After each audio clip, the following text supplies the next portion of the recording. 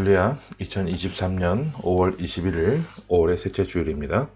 오늘은 고린도전서 7장 말씀으로 함께 말씀을 나누길 원합니다. 신약성경 270쪽이 되겠고요. 고린도전서 7장 1절로 40절 말씀을 본문으로 삼아서 부르심을 받은 그대로, 있는 모습 그대로, 부르심을 받은 그대로, 있는 모습 그대로, 이런 제목으로 하나님의 말씀을 선포하기 원합니다.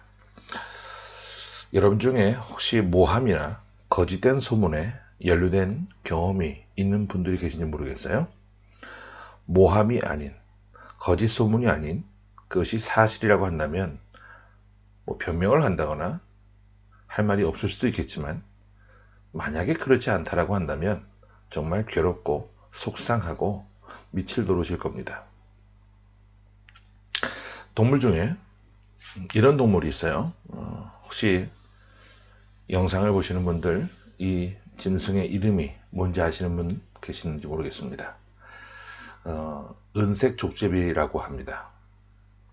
이 은색 족제비는 정말 깨끗하기로 유명한데, 이 속성을 잘 아는 사냥꾼들이 이 은색 족제비를 잡기 위해서 주변에 오물을 묻혀놓고 포획틀을 설치해 놓는다고 합니다. 평소 잘 다니던 길인데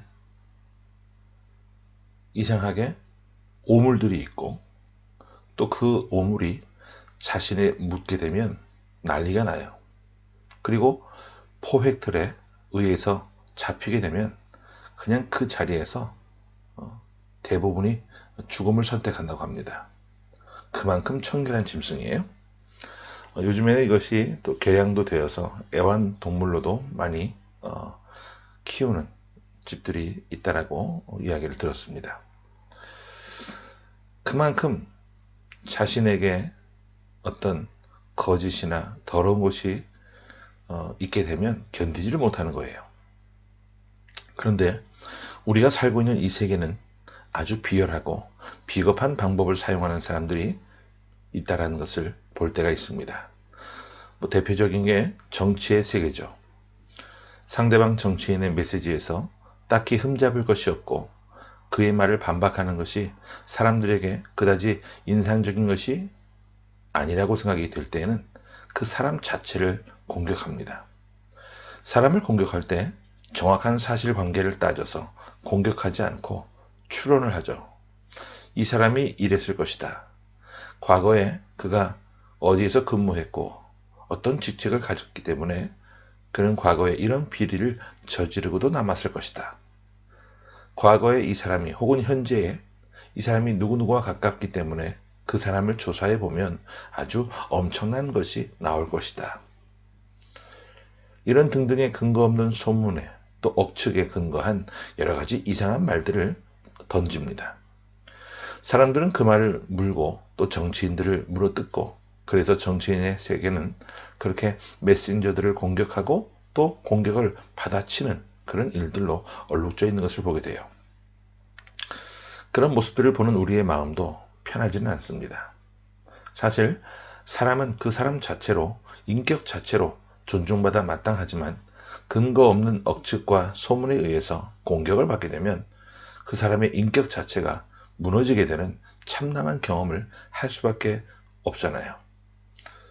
자, 왜 이런 말씀을 드리냐 하면, 오늘 바울이 고린도 교회 성도들에게 하는 말도 이런 모습과 관련이 있습니다.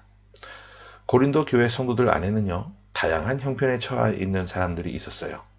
결혼한 사람도 있었고, 아직 결혼하지 않고 미혼으로 지내는 사람도 있었고, 결혼했다가 남편이 세상을 떠나 과부가 된 사람도 있었고, 할례자였던 사람도 있고, 또 아직 할례받지 않은 사람도 있었어요.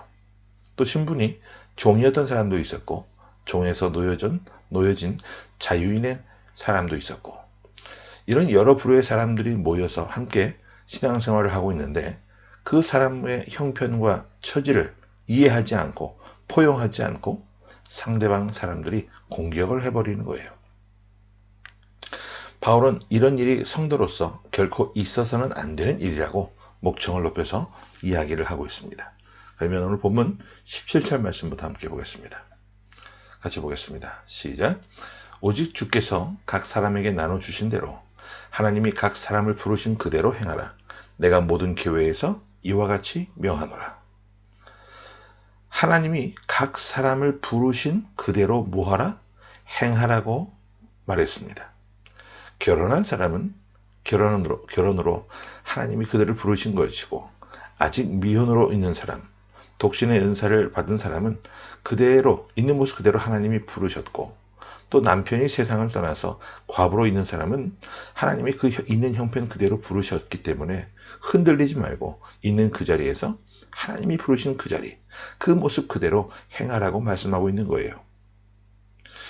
미혼인 사람들, 과부로 지내는 사람들은요, 결혼한 사람들을 이렇게 비난했습니다. 당신들은 가정에 매여 있기 때문에 교회 일에 대해서 성실하지 못하고 하나님을 열정적으로 섬기지 못하는 사람들이다. 이렇게 싸잡아서 비난을 했어요. 그런 비난을 들은 이 결혼한 사람들은요, 상대방인 미혼인 사람들과 또 과부로 지내는 사람들에게 또 이렇게 비난을 합니다. 그래? 우리들은 결혼을 해서 이렇게 사는데 너희들은 지금 혼자 지내니까 분명히 성적인 유혹에 약할 것이다. 이런 식으로 또 비난을 했어요. 이런 비난과 억측을 이제는 멈추고 하나님께서 너희들을 부르신 그 부르심대로 행동하라고 바울이 지금 말씀하고 있는 거예요. 고린도 교회는 할례받은 사람들, 아직 할례받지 않은 사람들이 함께 모여서 신앙생활을 하고 있었는데 이들도 서로 비난을 합니다. 그래서 바울이 이들에게 방향을 제시해 주는데요. 우리 18절과 19절 말씀을 연이어서 보겠습니다. 자, 시작. 할례자로서 부르심을 받은 자가 있느냐? 무할례자가 되지 말며 무할례자로 부르심을 받은 자가 있느냐? 할례를 받지 말라. 할례 받는 것도 아무것도 아니요, 할례 받지 아니하는 것도 아무것도 아니로되 오직 하나님의 계명을 지킬 따름이니라. 무할례자는 할례받은 자들이 율법주의자라고 비난하고, 또 할례받은 자들은 무할례자들을 근본도 없는 이방인들하고 비난했습니다. 근데 바울은 그런 것들이 중요한 것이 아니라 할례자건 할례받지 않은 사람이건 하나님의 계명을 지키는 것이, 따르는 것이 중요하다라고 이야기를 합니다. 지금 현재 너희들이 어떤 믿음의 상태에 있느냐, 지금 현재 너희들이 하나님 앞에 어떤 영적인 상태로 서 있느냐, 이것이 훨씬 더 중요한 문제라고 가르치고 있는 거예요. 여러분 실제로 그렇잖아요. 교회 안에 보면 다양한 은사와 다양한 달란트를 가진 사람들이 존재합니다. 예를 들어서 가르치는 은사를 가진 사람이 있다라고 했을 때 이분이 그 은사를 통해서 가르침의 섬김을 베풀고 있다라고 한다면 얼마나 그 귀하고 값진 일입니까? 그런데 만약 그런 은사를 가진 사람을, 다른 은사를 가진 사람들이요, 함께 모여서 비난을 한다고 생각을 해보세요. 저 사람은 애를밖에 몰라. 저 사람은 배우고자 하는 자세가 없어. 늘 가르치려고 하기만 해. 그렇게 비난을 하고 힐난한다고 생각을 해보세요. 교회가 어떻게 될까요? 교회 공동체는요, 각양 다른 은사를 가진 사람들이 모여서 함께 공동체를 형성하고 이루어 나가는 곳입니다. 하나님께서 우리에게 은사를 주시고 달란트를 주신 것은 그 은사와 달란트를 잘 사용해서 하나님의 몸된 교회 공동체를 각양 하나님의 뜻대로 섬겨가라고 부탁하신 거예요. 그러므로 우리는 상대방의 은사와 상대방이 하고 있는 하나님께 받은 그 일을 존중해주는 성숙한 태도가 필요합니다. 그렇지 않고 자기 집단을 동일화시켜서 상대방 집단을 공격하고 비난하는 것은요, 세상에서나 있는 일이고 더러운 정치판에서나 있는 일입니다. 그래서 바울이 한 번 더 성도들에게 다짐을 받기 위해 이 말을 합니다. 우리 20절 말씀을 보겠습니다. 자, 시작. 각 사람은 부르심을 받은 그 부르심대로 각 사람은 부르심을 받은 그 부르심 그대로 지내라.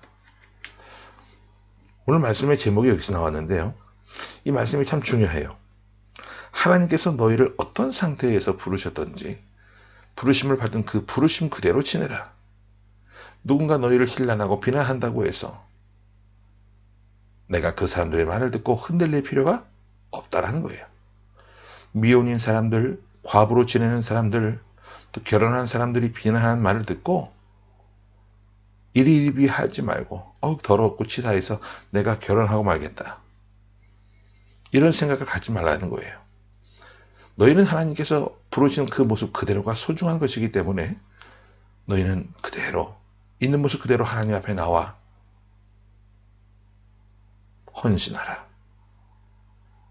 할례받지 않는 사람들, 할례받은 자들, 너희를 또한 근본 없는 이방인이라고 비난하는 그런 말들에 대해서 듣고 흔들려서 할례를 받으려고 애쓰지도 말아라.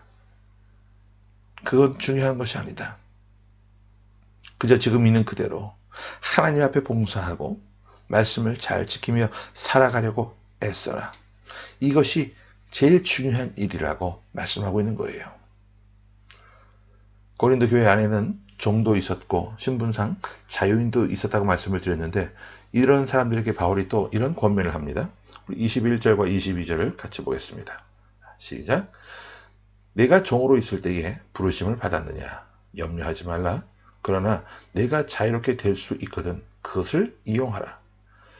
주 안에서 부르심을 받은 자는 종이라도 주께 속한 자유인이요, 또 그와 같이 자유인으로 있을 때에 부르심을 받은 자는 그리스도의 종이니라. 바울은 이렇게 종도 위로하고 자유인들도 그리스도의 종이라고 단언하고 있습니다. 우리가 어떤 처지에 있든지 어떤 상황에 있든지 간에 하나님은 우리의 있는 모습 그대로를 존중하시고 사랑해 주셨어요. 예수님께서도 우리의 있는 모습 그대로를 받아주셨고 사랑해 주셨어요.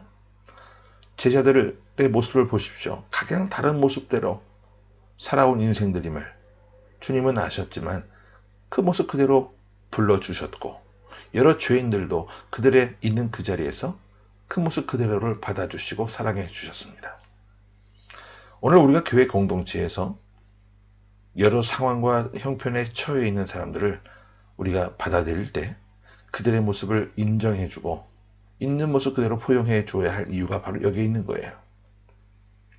자, 24절 말씀을 보고 정리하겠는데, 자, 24절 같이 봅니다. 시작. 형제들아, 너희는 각각 부르심을 받은 그대로 하나님과 함께 뭐하라? 거하라. 바울이 다시 한번 말해요. 부르심을 받은 그대로. 가장 중요한 것이 바로 이것인데, 부르심을 받은 그대로 누구와 함께 거하라? 하나님과 함께 거하라.